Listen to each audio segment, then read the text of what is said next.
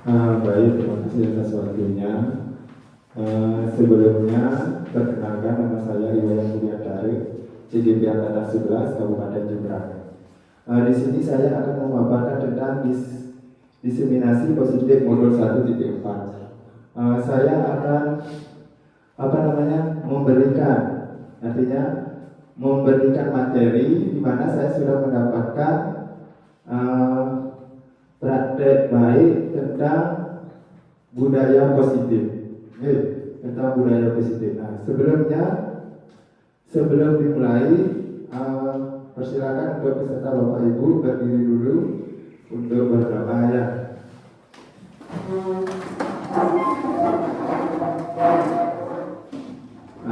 Supaya kegiatan ini berjalan dengan lancar, berdoa menurut agama dan kepercayaannya masing-masing. Berdoa mulai. Berdoa selesai. Terima kasih. Silakan untuk duduk lagi.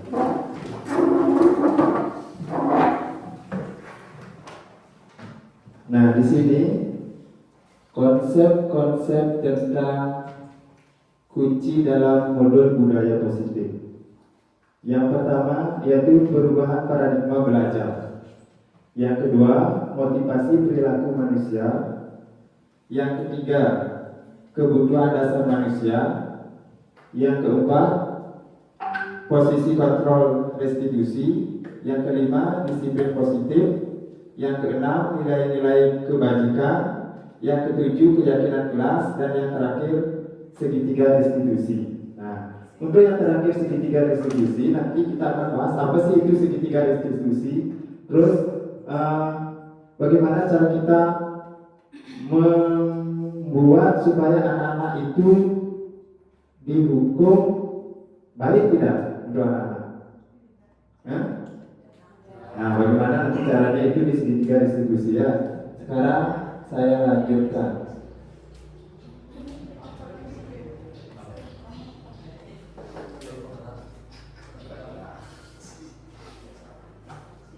Nah, sekarang yaitu pembelajaran dengan paradigma baru merupakan pembelajaran yang dirancang berdasarkan prinsip pembelajaran diferensiasi.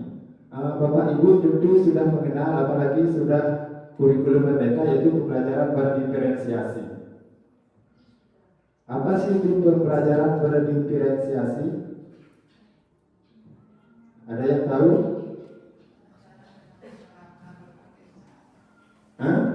Pembelajaran berdiferensiasi itu tentang minat dan bakat muridnya. Itu yang terutama yang kita lakukan, yaitu minat dan bakatnya dulu. Nah, pembelajaran berdiferensiasi itu sehingga murid belajar sesuai dengan kebutuhannya berdasarkan tahap perkembangan untuk mewujudkan profil pelajar Pancasila. Tentunya Bapak dan Ibu sudah mengenal profil pelajar Pancasila ya. Di mana profil pelajar Pancasila itu ada berapa? Yang pertama, ada yang bisa? Beriman, bertakwa terhadap Tuhan Yang Maha Esa. Yang kedua, mandiri, gotong royong, bernalar kritis. Apa lagi? Berkebinekaan, kreatif ya. Nah, itu profil pelajar Pancasila. Nah, sekarang saya lanjutkan. Nah, di sini ada kasus ya. Sebelum ke kasus, di sini ada kegiatan Pumantinas. Saya minta Bapak dan Ibu silakan berdiri lagi ya. Sekarang kita melakukan yaitu coba bayangkan anak-anak Bapak dan Ibu, ini tangannya, kedua tangan. Sekarang tangan yang satu ini, anggap ini memegang sesuatu ya. Berarti kalau memegang sesuatu itu tangannya di bagaimana kan? Di kepal. Nah, tangannya di kepal, terus sesuatu ini berharga untuk Bapak dan Ibu. Nah, kalau berharga barang ini ada sesuatu yang ini yang mau di kepal, yang barang yang di kepal ini, terus ada temannya nanti untuk membuka tangannya, ya, disuruh temannya untuk membuka tangannya. Nah, sekarang pertanyaannya, Di bawahnya pertanyaannya, kira-kira apakah Anda akan membuka kepala tangan Anda dengan bujukan, godaan atau paksaan teman Anda? Ya. Hah? Tidak. Terus dengan apa? Untuk membuka, supaya membuka sesuatu yang ada di tangan Bapak dan Ibu? Hah? Harus dengan kesadaran sendiri. Nah sekarang coba. Atau dengan memaksa, dengan bujukan. Apa? Ini sesuatu barang yang berharga loh. Nah, bagaimana caranya supaya itu dilepas? Apakah dengan dipaksa, ditarik? Sudah. Terus? Dengan cara apa? Dirayu. Ya, bagaimana cara merayunya? Sekarang silakan Bapak dan Ibu duduk kembali ya.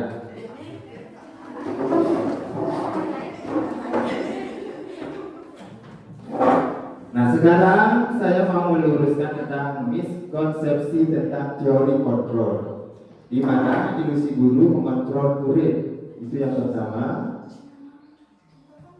Ilusi bahwa kritik dan membantu rasa bersalah, membuat rasa bersalah itu mampu menguatkan karakter. Terus yang kedua, ilusi bahwa semua penguatan positif efektif itu dan bermanfaat. Habis itu ilusi bahwa orang dewasa berhak memaksa. Nah di sini ilusi bahwa orang dewasa itu berhak memaksa. Berarti Bapak dan Ibu kan dianggap sudah orang dewasa, terus memaksa kepada anak didiknya, misalnya dia punya sesuatu nih, mau diambil dengan cara paksa, berarti itu kan tidak boleh ya. Nah sekarang pendekatannya bagaimana? Pendekatan teori kontrolnya bagaimana? Setelah mempelajari segitiga distribusi, yaitu pendekatan teori kontrolnya, yang pertama stimulus responnya dulu ya, sebelum mengenal ke teori kontrol. Pertama misalnya coba, nah realitasnya kebutuhan kita sama, tetapi setelah kita mengenal teori kontrol, realitasnya kebutuhan kita berbeda. Itu yang pertama. Terus yang kedua, stimulus responnya. Semua orang melihat hal yang sama sebelum mengenal teori kontrol. Setelah kita mengenal teori kontrol, setiap orang memiliki gambaran yang berbeda. Nah yang ketiga, kita mencoba mengubah orang agar berpandangan sama dengan kita. Sama juga yang halnya dengan murid ya, harus sama dengan kita. Bisa tidak? Karena karakter murid dan karakter kita itu kan berbeda. Contohnya kayak padi ya, tanaman padi, meskipun sama dikasih pupuk, dikasih air, tapi dia tidak akan berubah menjadi jagung. Tetap dia itu Pak padi ya. Nah itu sama. Setelah kita mempelajari tentang teori kontrol. Yang keempat, perilaku buruk dilihat sebagai suatu kesalahan. Setiap anak kalau berperilaku buruk itu sebuah kesalahan. Benar atau tidak? Betul atau betul? Tidak. Nah setelah kita mengenal teori kontrol, semua perilaku itu memiliki tujuannya. Berarti anak-anak itu mungkin mempunyai tujuan yang berbeda. Kenapa saya begini, kenapa saya begitu, dia mempunyai tujuan yang berbeda. Makanya tidak boleh mengejar anak-anak itu, kamu salah, tuh ya.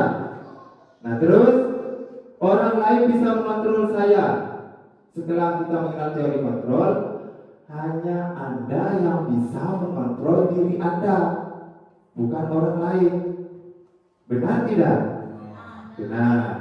Selanjutnya, pemaksaan Anda pada saat bujukan gagal.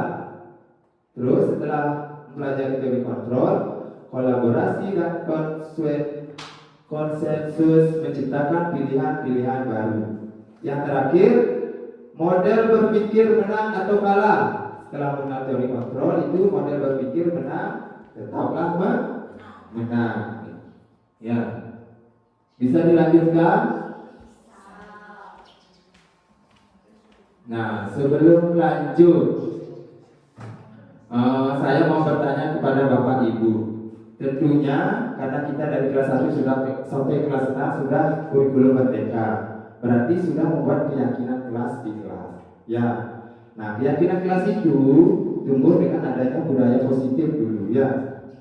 Nah, sekarang kita akan pelajari tentang disiplin positif. Ketika mendengar kata disiplin, apa yang terbayang di benak Bapak Ibu? Disiplin.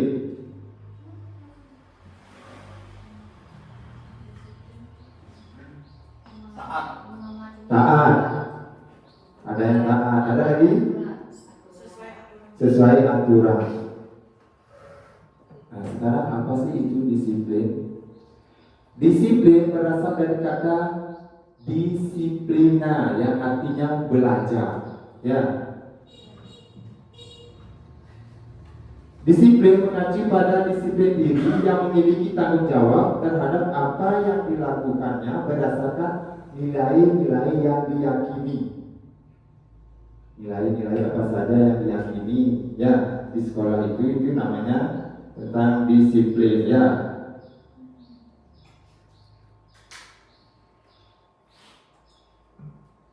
Nah, sekarang disiplin positif bisa dibaca dari belakang.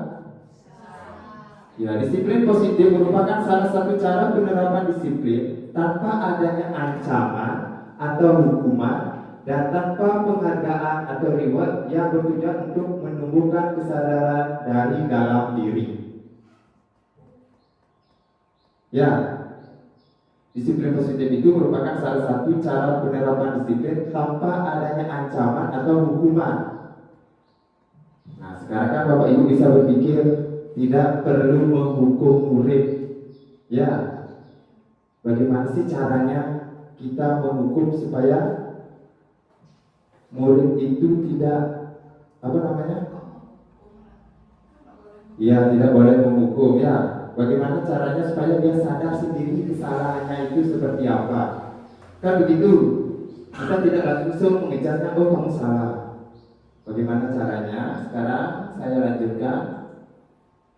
Nah, tujuan disiplin positif ini sebagai pendidik, tujuan kita adalah menciptakan peserta didik yang memiliki disiplin diri dan memiliki motivasi intrinsik dalam perubahan perilaku ke arah yang lebih baik. Ingat, perilaku ke arah yang lebih baik sehingga perilaku mereka mengacu pada nilai-nilai kebajikan universal. Kebajikan universal itu berarti kebajikan yang bagaimana? Menyeluruh, yang umum ya. Nah, sekarang bisa dilihat nilai-nilai kebajikan. Di sini nilai yang disepakati bersama lepas dari suku bangsa, agama, bahasa maupun latar belakangnya. Yang pertama, contoh nilai kebajikan. Bisa dilihat. Yang pertama, petunjuk seumur hidup dan keterampilan hidup. Keterampilan hidup dapat dipercaya lurus hati, petunjuk hidup peduli, bekerja sama, dan berusaha. Ya. Sedangkan the seven essential virtues, empati, suara hati, kontrol diri, rasa hormat, kebaikan, toleransi, keadilan, integritas, mandiri, dan yang terakhir itu proyek nilai-nilai kebajikannya apa?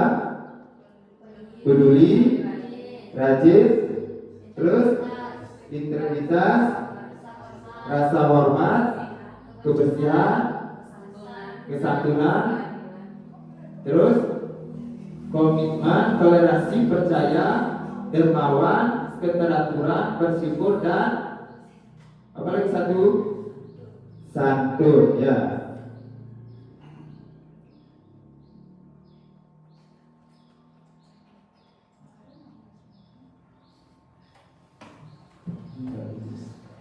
Nah, sekarang saya lanjutkan ke pendidikan dan nilai-nilai kebajikan.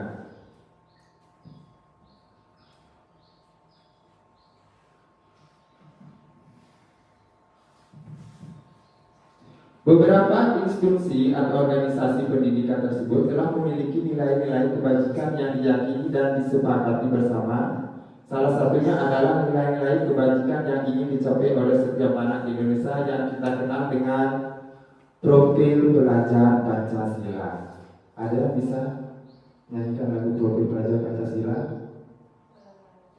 Belajar Pancasila, beriman dan bertakwa pada Tuhan yang Esa dan berakhlak mulia, berkebinekaan global, gotong royong mandiri, kreatif dan bernalar kritis. Itu ya. Yang tepuk tangan untuk Bapak Ibu.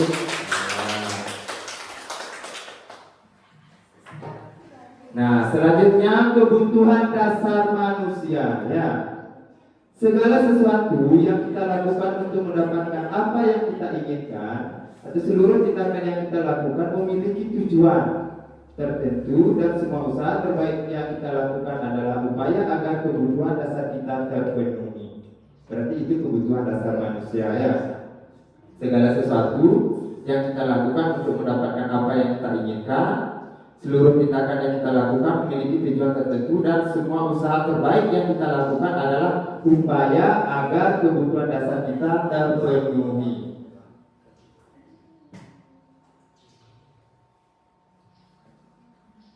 Semua orang akan berusaha untuk memenuhi kebutuhannya dengan berbagai cara. Bila mereka tidak bisa mendapatkan kebutuhannya dengan cara yang positif, mereka akan mencoba mendapatkannya dengan cara yang negatif. Benar atau tidak? Betul atau betul? Betul, ya. Nah, sekarang apa saja sih 5 kebutuhan dasar manusia itu? Yang pertama, bertahan hidup. Pasti ya, kalau kita hidup pasti harus bertahan hidup. Yang kedua, kasih sayang dan rasa diterima. Yang ketiga, penguasaan. Yang keempat, kebebasan. Pasti Bapak Ibu ingin bebas, ya? Ya, ingin. Terus yang terakhir, kesenangan.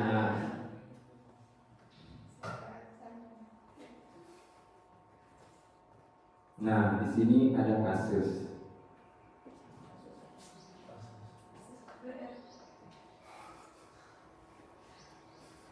Coba diperhatikan. Tahun ini Dimas genap berusia 17 tahun. Ia senang sekali ketika ayahnya mulai mengajarkan cara menyetir mobil. Setiap akhir pekan, ia berlatih menyetir. Ia terlihat senang sekali berlatih sampai akhirnya ia bisa menyetir mobil dengan baik dan lancar.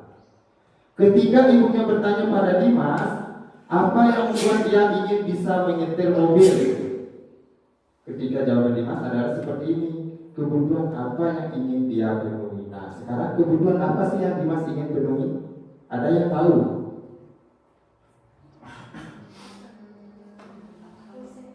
Yang pertama, kebutuhan yang ingin dia penuhi, aku merasa bangga dan keren karena dia bisa menyetir mobil. Bangga dia dan keren, ya, bisa menyetir mobil. Terus kebutuhan apa itu? Penguasaan. Kita lumayan, ya, penguasaan. Terus yang kedua, aku senang bisa pergi ke tempat-tempat yang aku sukai karena dia bisa menyetir. Berarti apa? Hah? Kebebasan, ya. Kebebasan, ya, bebas pergi kemana saja karena sudah bisa menyetir sendiri, tidak perlu menunggu driver, ya. Nah, sekarang motivasi dan perilaku manusia.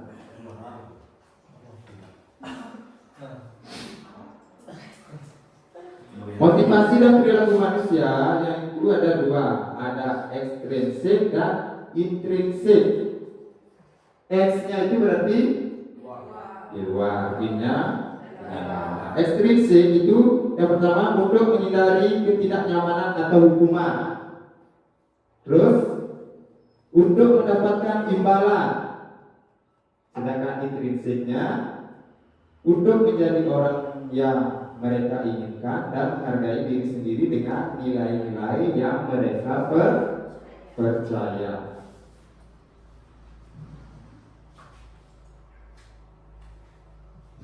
sekarang Bapak Ibu bisa lihat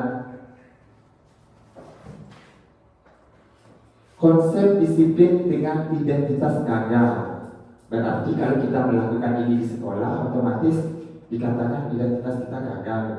Ada hukuman dan ada penghargaan. Hukumannya misalnya bersifat tidak terencana atau tiba-tiba, itu sudah pasti.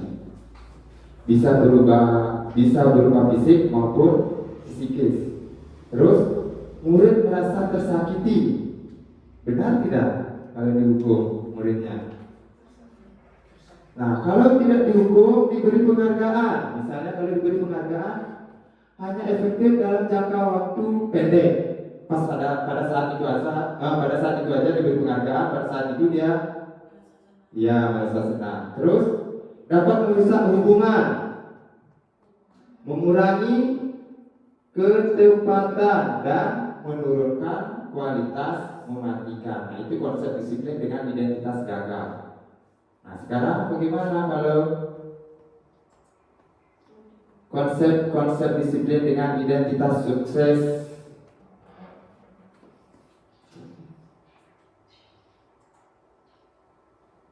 Nah, konsep disiplin dengan identitas sukses ada konsekuensi, ada restitusi.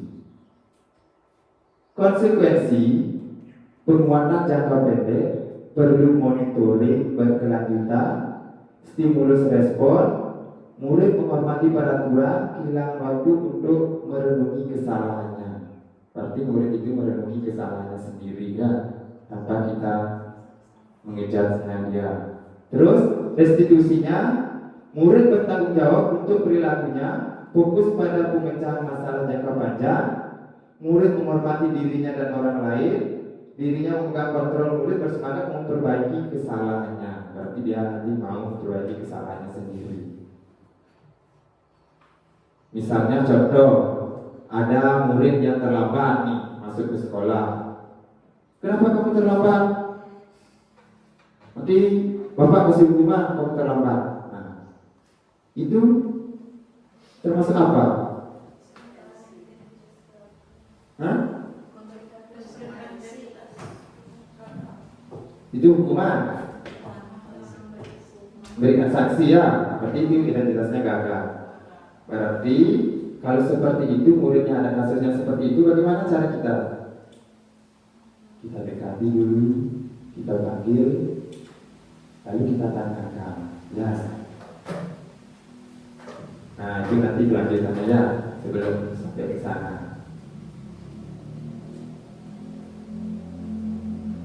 Oh, masih semangat nih?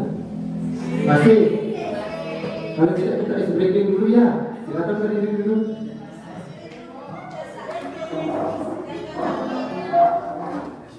Tepuk semangat ya. Kalau saya bilang semangat satu, gimana? Semangat satu, semangat dua, semangat tiga,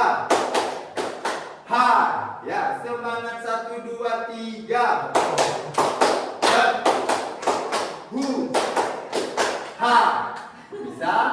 bisa? Ayo yang semangat ya.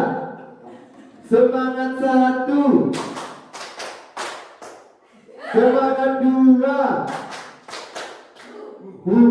semangat 3, semangat 1, 2, 3,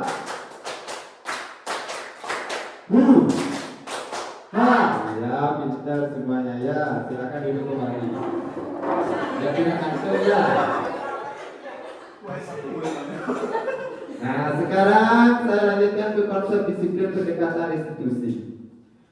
Restitusi adalah proses menciptakan kondisi bagi murid untuk memperbaiki kesalahan mereka. Saya perbesar dulu ya.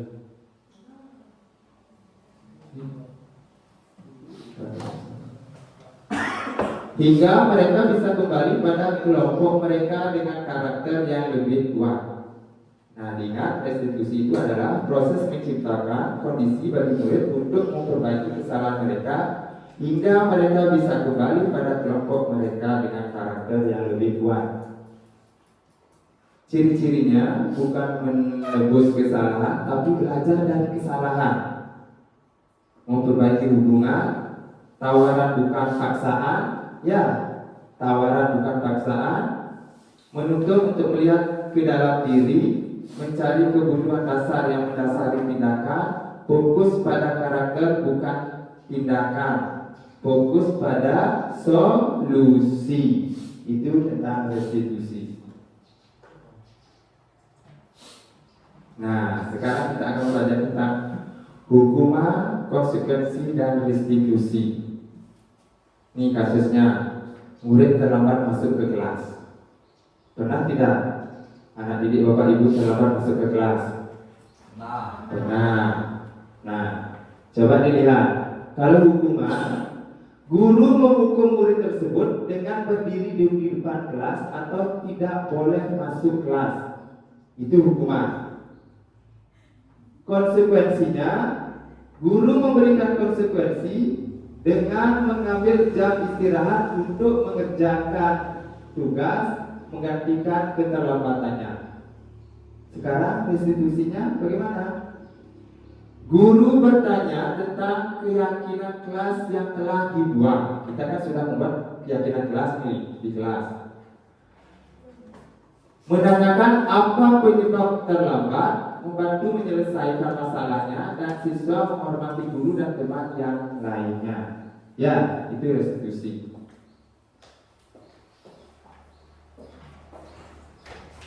Nah, sekarang 5 posisi kontrol restitusi.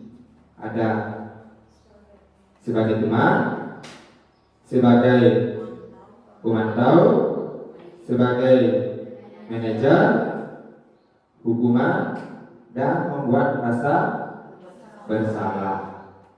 Nah, sekarang coba disimak videonya. Saya minta Bapak dan Ibu itu termasuk apa sih, hukuman atau teman atau manajer atau membuat rasa bersalah.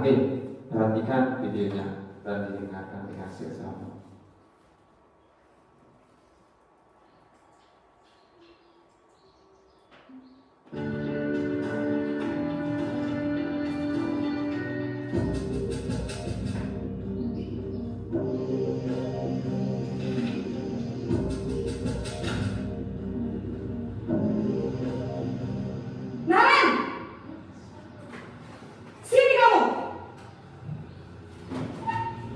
Selamat pagi, Bu.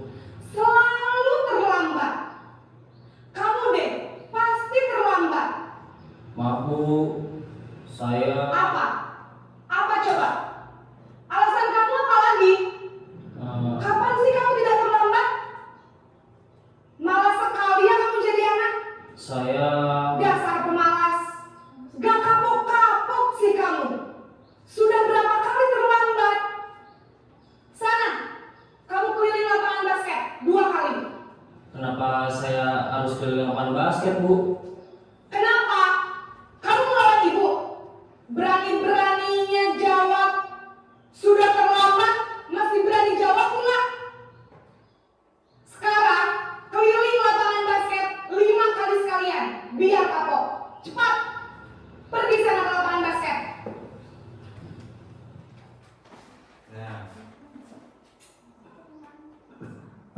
Sudah dilihat, sudah diperhatikan, berarti itu termasuk apa?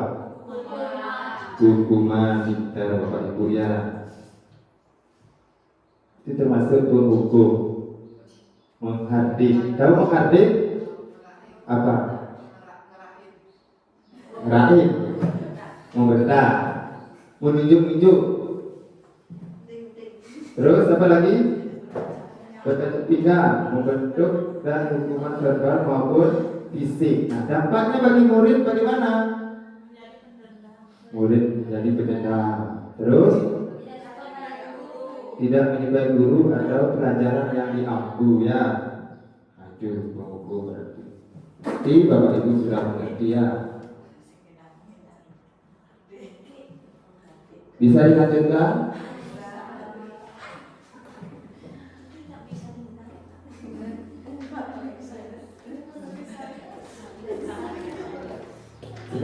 kasus yang kedua ya.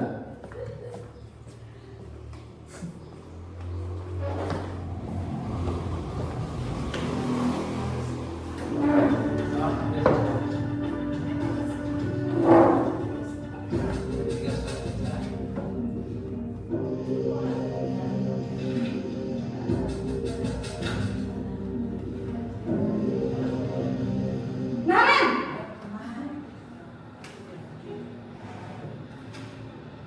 Selamat pagi, Bu. Naren, kamu kenapa terlambat lagi, nak? Ya Tuhan, Naren, kamu senang ya bikin ibu susah ya? Kalau kamu terlambat lagi, nanti ibu yang ditegur bapak kepala sekolah, nak. Disangka ibu tidak bisa membina kamu. Duh, gimana ini? Maaf, Bu. Duh, Gusti Naren, kamu suka ya kalau ibu ditegur bapak kepala sekolah? Terus, sekarang ibu harus tulis apa ini di buku absen? Ini kamu sudah sering terlambat loh. Ibu harus apa coba? Maaf, Bu. Maaf sekali. Ya sudah, lain kali jangan bikin ibu susah lagi ya nak ya. Ibu tidak akan kuat lagi kalau kamu begini terus. Bisa jantungan kalau ibu tegur bapak kepala sekolah. Sana cepat ke kelas. Maaf ya, Bu. Maaf sekali. Sudah, itu kasus yang kedua. Itu termasuk apa? Hah? Bisa ditulis di gininya, nanti saya minta salah satu dari bapak atau ibu, kalau membuat rasa bersalah bagaimana, kalau hukuman bagaimana. Coba, tadi katanya ada yang membuat rasa bersalah. Ada.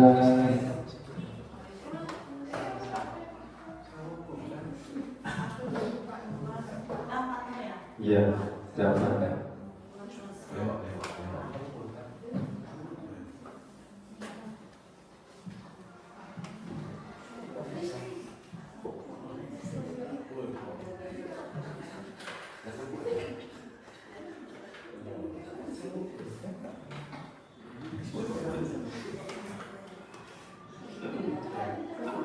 Sambil didiskusikan boleh ya.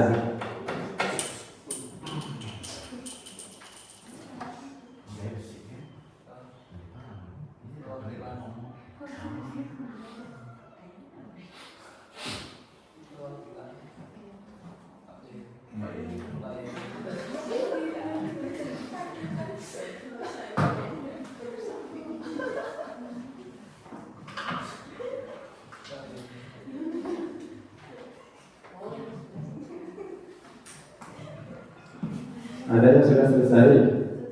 Ada wayang.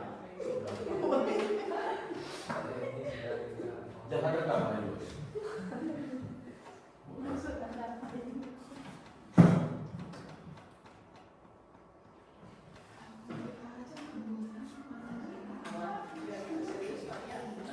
Ya, ya. Siapa yang sudah? Ya, coba kepada.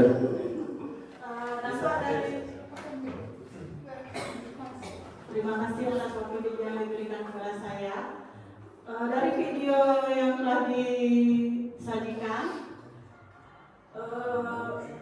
itu membuat siswa merasa bersalah atau murid merasa bersalah. Dampak yang akan timbul adalah murid menjadi merasa bersalah dan menjadi merasa rendah diri, dan juga dapat berdampak murid menarik diri dari lingkungan atau pergaulannya. Sekian, terima kasih. Ya, kasih plus dulu sama kepada ya jawabannya. Nah, sekarang kita cermati sama-sama ya.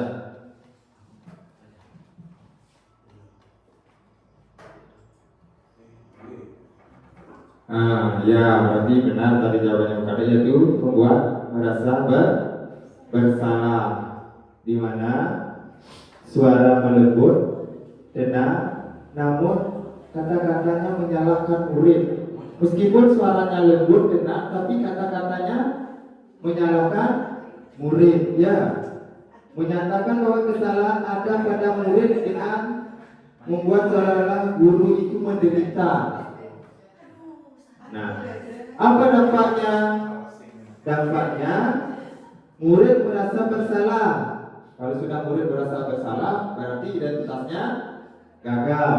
Terus rendah diri dan menarik diri dari lingkungan. Ya, berarti itu dampaknya membuat merasa bersalah ya. Meskipun suaranya tenang, lembut, tapi dia apa? Menyatakan bahwa, hei kamu salah, itu ya. Nah, itu. Nah, sekarang saya lanjutkan kasus yang ketiga.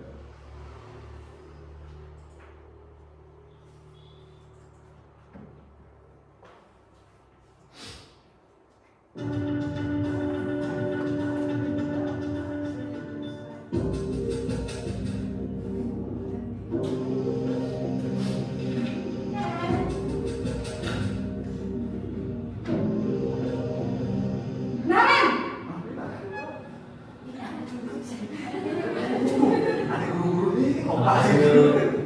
wah, sudah jam berapa ini nak? Terlambat lagi ya sayang. Iya bu, habis ibu saya lupa bangunkan saya bu. Kamu malah menyalahkan ibu kamu. Kamu bukannya anak yang larinya paling kencang. Kok terlambat sih? Iya bu, saya memang terlambat bangun tadi. Jadi biarpun saya lari kencang, tetap gak kekejar bu. Ya sudah salah. Nanti lain kali larinya lebih kencang lagi ya. Biar gak terlambat lagi. Bikin senang ibu demi ibu. Bisa kan? Bisa lah bu. Ya sudah sana masuk kelas.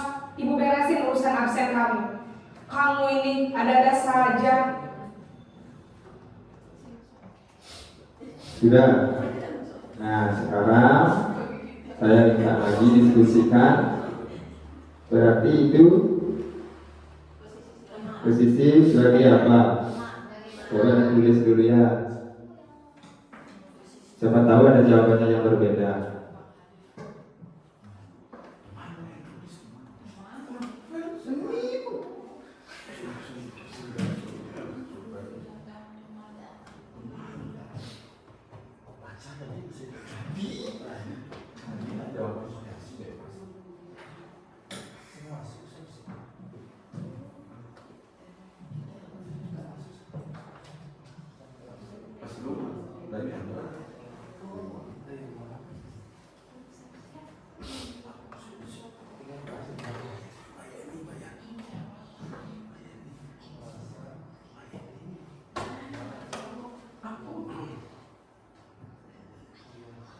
Teman, sahabat.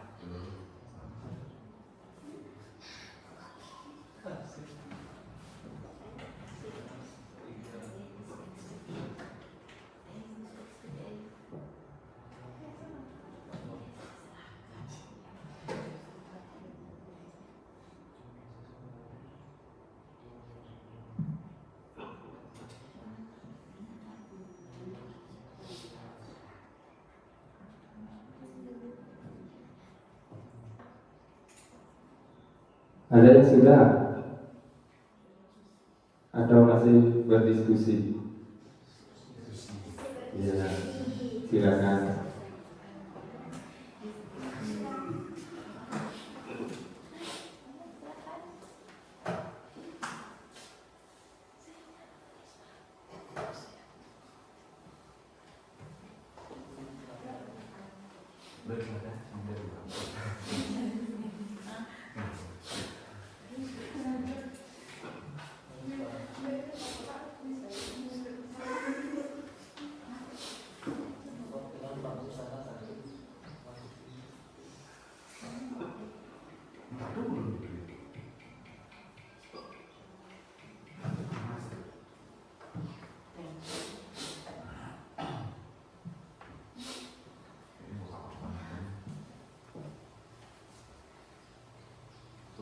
Sudah?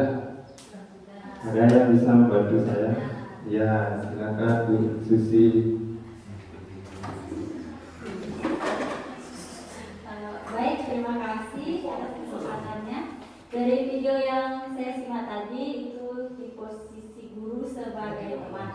Jadi dampak yang bisa ditimbulkan adalah murid menjadi tidak mandiri dan tidak bisa berpikir untuk dirinya sendiri, dan dia siswa juga cenderung berperilaku baik pada orang tertentu saja. Ya. Baik, terima kasih. Kasih kelas. Terima kasih ya Bu Susi. Benar sekali tadi jawaban Bu Susi. Itu posisinya sebagai teman ya. Tadi kan Bapak Ibu sudah menyimak videonya, ya, ya, Bu ya, ya. Suara guru akan ramah, cenderung bersenda gurau untuk menghangatkan suasana. Murid akan merasa senang, ramah, dan akrab dengan guru. Nah, dampaknya murid menjadi ketergantungan kepada satu orang. Ya, hanya pada guru itu saja. Ya, itu dampaknya. Terus yang kedua, tidak mandiri dan tidak bisa berpikir untuk dirinya sendiri. Terus yang ketiga dampaknya, murid hanya berperilaku baik kepada orang-orang tertentu saja. Ya, karena itu posisinya sebagai teman. Maka teman yang baik itu aja yang diingini. Ya, berarti itu dampaknya ada 3 ya. Nah sekarang bisa saya lanjutkan? Bisa. Kayaknya sudah mau pulang ya. Lagi sedikit ya.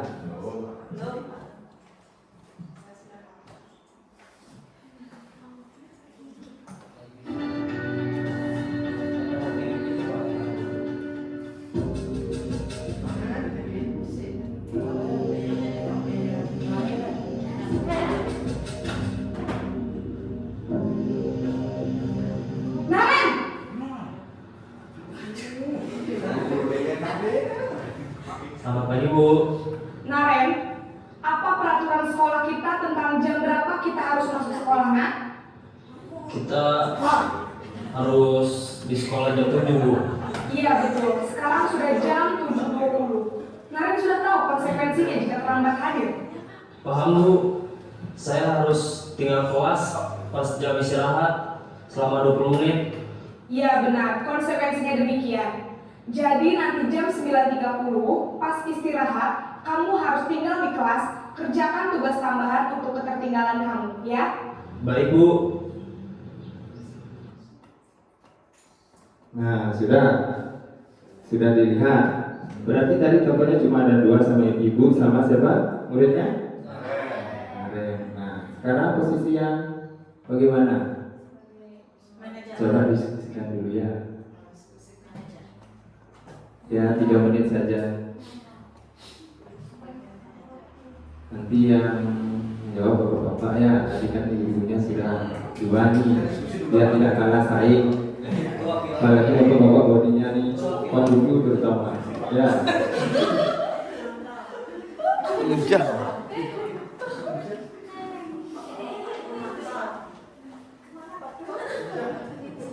Langsung cincin buat bukunya ya.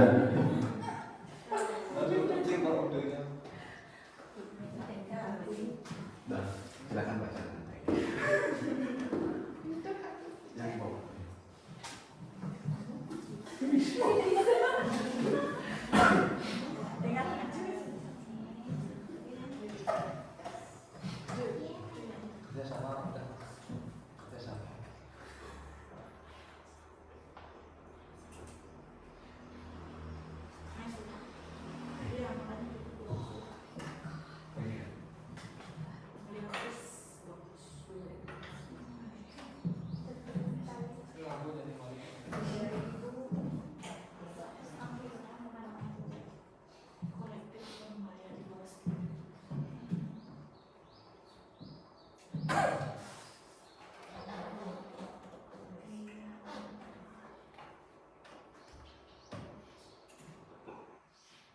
Ada yang sudah?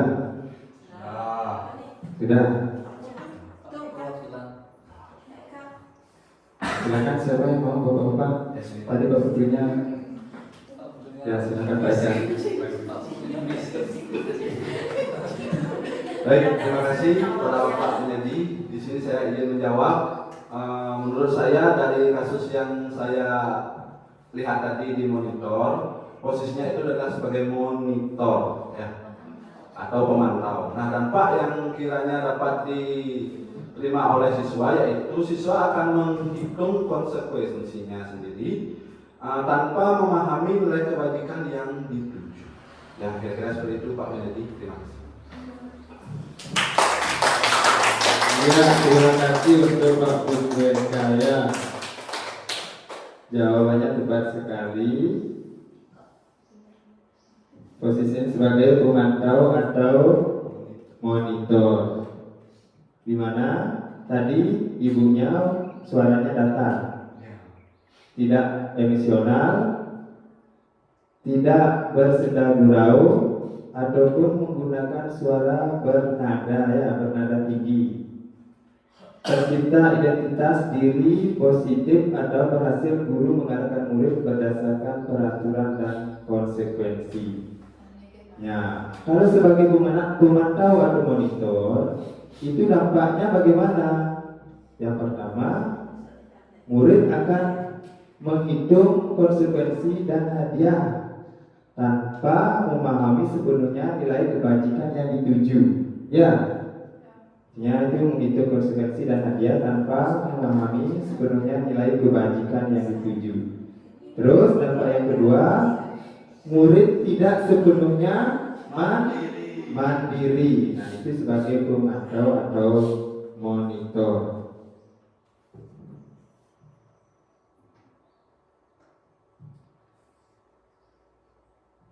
Nah, bisa dilanjutkan?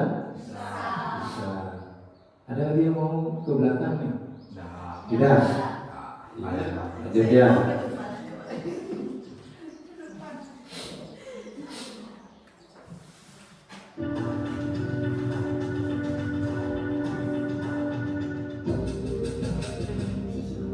Masih tetap sama ya faktornya.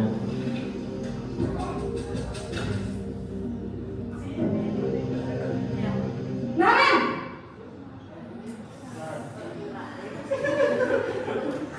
Selamat pagi Bu. selamat pagi Naren. Maaf Bu, saya terlambat.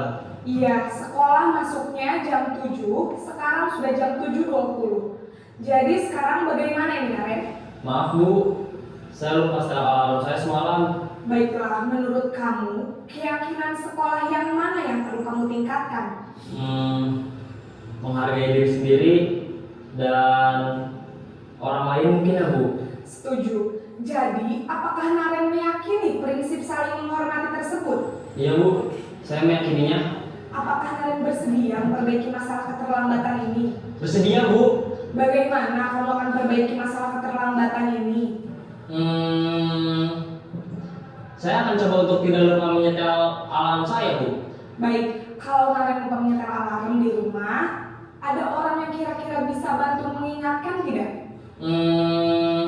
Ada Bu, kakak saya, Kak Emma. Ada lagi selain Kak Emma? Selain Kak Emma, ada ibu saya. Baik, jadi yang mengingatkan Naren adalah Kak Emma dan ibu kamu ya? Kira-kira akan mulai setel alarm kapan nih Naren? Setelah pulang sekolah, akan segera saya lakukan. Baik, jadi Naren akan setel alarm untuk bangun besok pagi dan akan diingatkan oleh kakak dan ibunda Naren ya. Ada lagi yang mungkin perlu dilakukan Naren agar tidak terlambat bangun lagi? Tidak ada Bu. Baik Naren, terima kasih untuk kerjasama kamu. Sekarang kamu perlu kembali ke kelas untuk belajar. Baik Bu, terima kasih. Baik, itu tadi videonya. Saya minta lagi ya untuk Bapak Ibu mendiskusikan.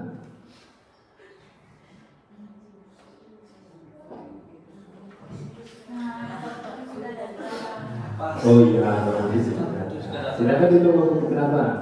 Sakit perut. Sakit perut Pak. Ya, tidak apa-apa ya, wajar itu karena ini sudah mau jam 4.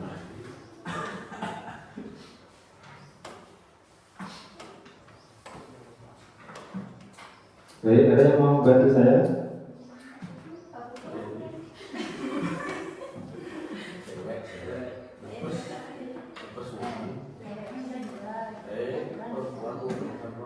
Oh, silakan Bu Yeni. Ya. Baik, terima kasih atas kesempatan yang diberikan. Berdasarkan video yang ditampilkan, restitusi yang ditujukan dari ibu tersebut adalah sebagai manajer, di mana hasil yang ada dapat membuat siswa jadi lebih percaya diri dalam memecahkan masalahnya. Sekian, terima kasih. Baik, kasih plus dong sama Bu Yeni. Ya. Nah, berarti tadi kasihan terakhir sebagai manajer. Nah, tadi ya yang dibilang sama Bu Yeni, di mana manajer itu, posisi manajer adalah posisi yang disarankan untuk membimbing murid, memiliki sikap disiplin yang positif, yaitu memiliki sikap yang mandiri, bertanggung jawab, dan dapat memecahkan masalah. Dampaknya dari posisi manajer itu, muridnya bisa mandiri.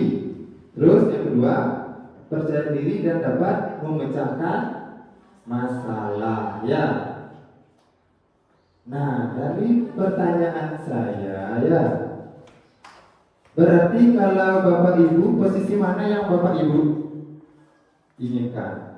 Dari yang jelas manajer, ya, karena manajer itu adalah posisi yang disarankan untuk membimbing murid.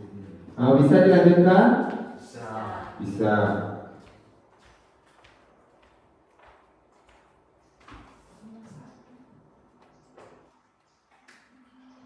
Nah, tentang keyakinan kelas, ya. Bapak Ibu tentunya sudah membuat keyakinan kelas. Oh ya, keyakinan kelas 5, ya. Dimana karena kita sudah kurikulum merdeka dari kelas 1 sampai kelas 6, berarti keyakinan kelas itu dibuat di mana? Di dalam kelas. Berarti apa sih bedanya keyakinan kelas sama peraturan kelas?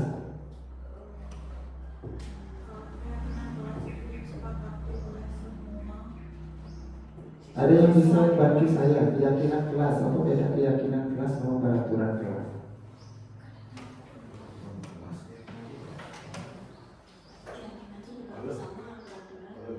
Kalau keyakinan itu dibuat bersama, sedangkan peraturan dibuat sendiri, gitu. Gimana?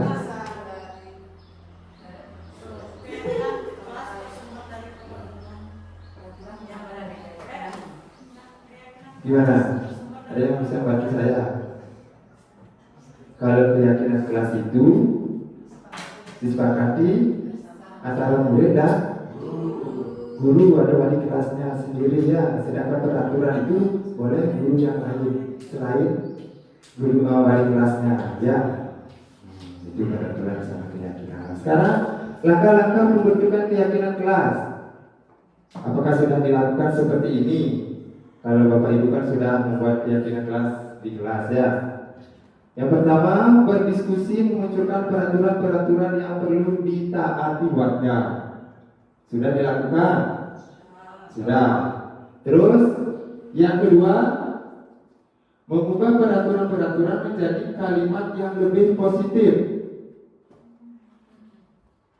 Ya. Bisa tidak dirubah? Bisa. Terus yang ketiga, mengubah peraturan menjadi nilai-nilai kebajikan atau keyakinan kelas. Nilai-nilai kebajikan, ya. Itu harus ada pada saat pembuatan keyakinan kelas. Terus yang keempat, berdiskusi mengenai gambaran perilaku yang mencerminkan keyakinan kelas. Terus yang terakhir, meninjau ulang keyakinan kelas yang kemudian dipublikasikan. Apakah sudah dilakukan seperti langkah-langkah pembentukan keyakinan kelas yang ada di depan? Sudah, ya, sudah, ya, karena semuanya sudah kurikulum merdeka. Bisa saya lanjutkan? Bisa. Saya. Itu tentang keyakinan kelas, ya, langkah-langkah membuat keyakinan kelas. Nah, sekarang di materi yang terakhir tentang segitiga restitusi, ya.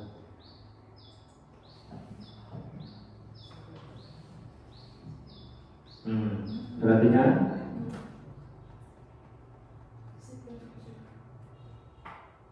Berarti kalau segitiga restitusi itu dari mana dia dulu? Apakah dari sini ke sini baru ke sini, atau dari sini ke sini baru ke sini? Coba ini dulu diperhatikan kakak.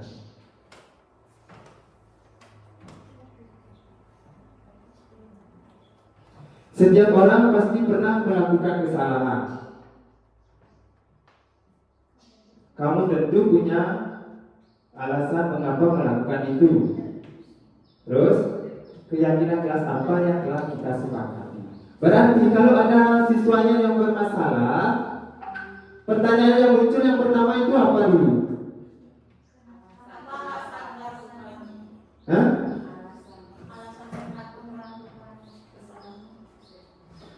Sebelum alasan, mana dulu? Pasti dari sini dulu ya. Setiap orang pasti pernah melakukan kesalahan. Misalnya kayak terlambat dipanggil. Kamu tahu kenapa bapak panggil hari ini? Misalnya dia jawab. Terus ditanyakan, oh terlambat. Artinya dia sendiri yang menjawab, bukan kita yang langsung ngomong. Kamu terlambat ya? Nah itu kan tidak termasuk seperti itu. Nah setelah itu terus menanyakan alasannya kenapa sih dia terlambat. Oh mungkin dia semalam tidurnya kemalaman, sebelah malam karena main HP. Nah, itu ya. Terus yang ketiga, nah dari alasan itu keyakinan apa sih yang dilanggar? Nah cukup 3 ini saja. Itu namanya segitiga restitusi. Terus kamu bukan satu-satunya yang pernah melakukan ini. Tidak hanya murid itu saja, tapi banyak murid yang lain. Papa juga pernah melakukan hal seperti itu. Artinya kita setara nih.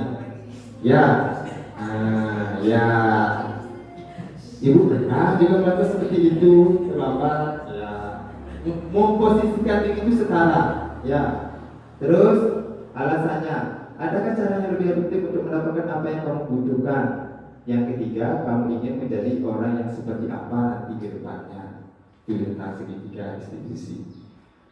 Nah, dari pemaparan saya tadi, berarti yang poinnya yang Bapak dan Ibu dapat itu tentang apa?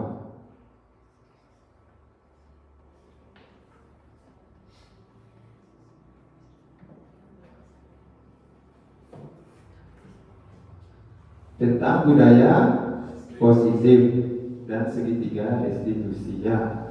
Nah itu tadi pemaparan saya tentang budaya positif di modul 1.4 di guru penggerak.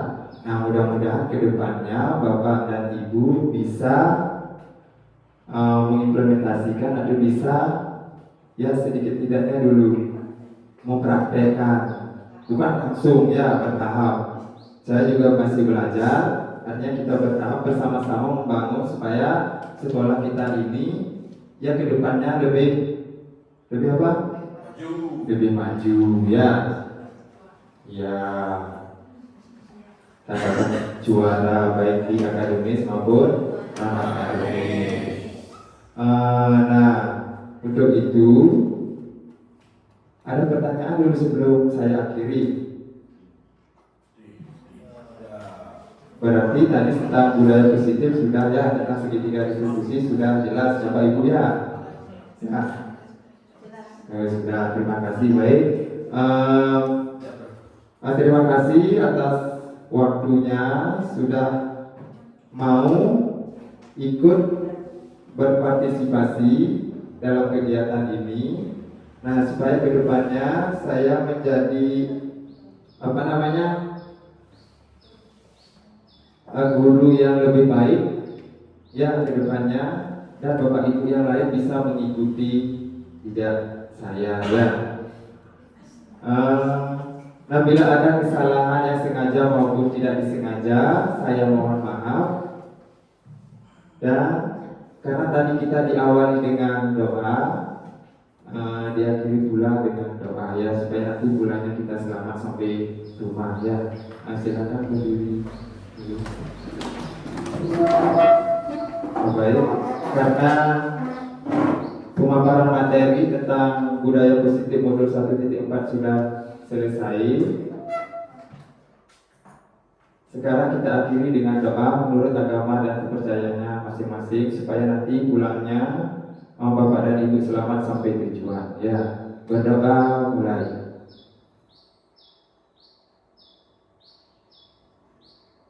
Berdoa selesai. Terima kasih.